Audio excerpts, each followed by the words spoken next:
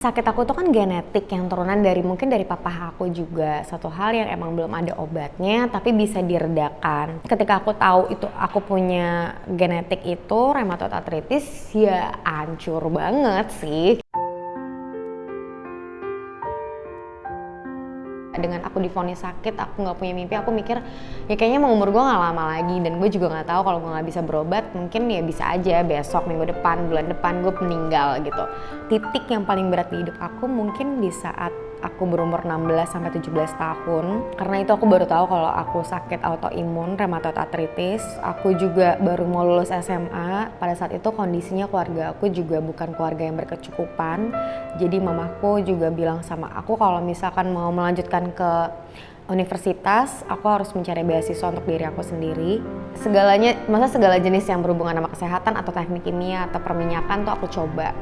Jadi kayak bener-bener lagi semangatnya belajar, semangatnya mau meraih mimpi. Di tahun yang sama juga aku tadi itu kan divonis autoimun.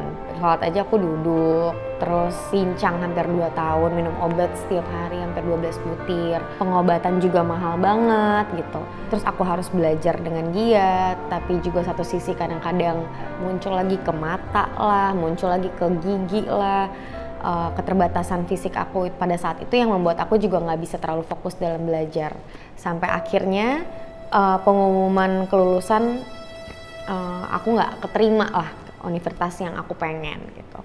Oke, ini adalah kegagalan pertama di hidup aku yang kayaknya benar-benar berat banget. Kok dalam setahun ini cobaannya tuh lumayan langsung nyata gitu depan aku tuh, kayak dari sakit sampai akhirnya gagal untuk melanjutkan sekolah.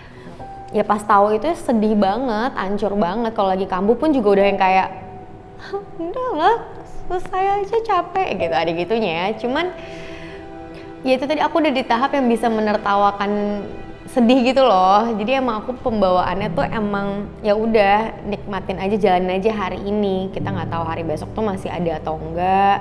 Hari besok tuh aku masih dikasih usia atau enggak. Jadi aku mencoba untuk menjalani hidup tuh semaksimal mungkin di hari ini gitu. Terus datanglah kesempatan syuting iklan. Syuting iklan bayarannya nggak seberapa.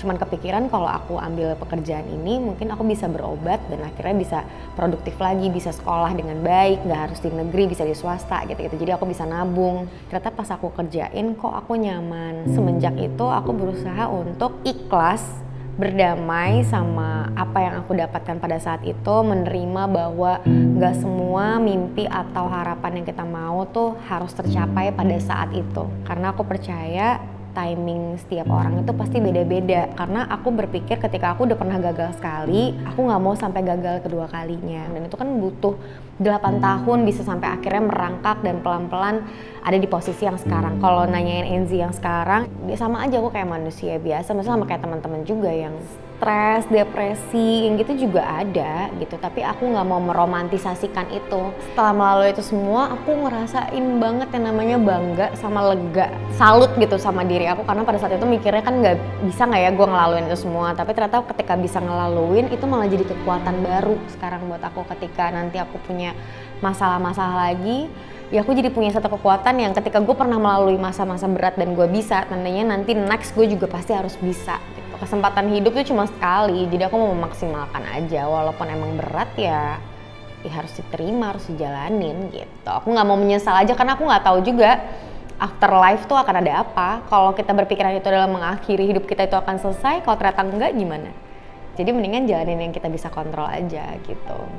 Ada banyak hal yang kayaknya masih bisa aku pertahankan dan perjuangin. Ada sang pencipta, ada mamaku, ada adikku, ada keluarga. Cuma waktu masih kecil yang kayak umur 9 tahun kondisinya gak enak banget. Emang ada yang kayak mati aja gitu. Cuman kan anak kecil ya kayak ngomong aja kan, gak dilakuin juga gitu. Cuman aku kasihan sih gitu untuk orang-orang yang bisa berpikir itu. Semoga teman-teman yang nonton ini punya semangat, punya semangat hidup yang tinggi lah gitu untuk memaksimalkan sisa hidupnya, sisa umurnya. Aku bangga sih sama diri aku yang dulu, yang karena aku bisa bertahan dan aku percaya habis gelap terbitlah terang. Kita hanya manusia yang terluka. Saksikan film Kembang Api di bioskop-bioskop kesayangan Anda. Jangan lupa nonton ya.